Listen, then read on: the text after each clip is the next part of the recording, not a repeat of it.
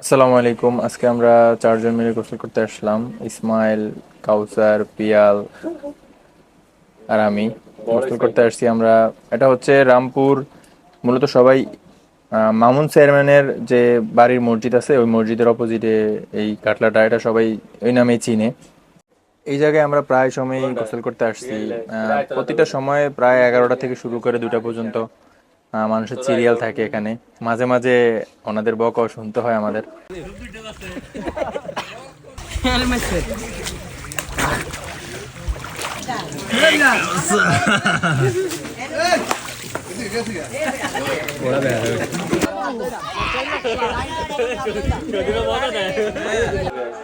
এই জায়গাটা বর্তমানে চাঁদপুরে অনেক জনপ্রিয় একটা জায়গা, বিশেষ করে অনেক দূর দূরান্ত থেকে মানুষ এখানে আসে গোসল করতে।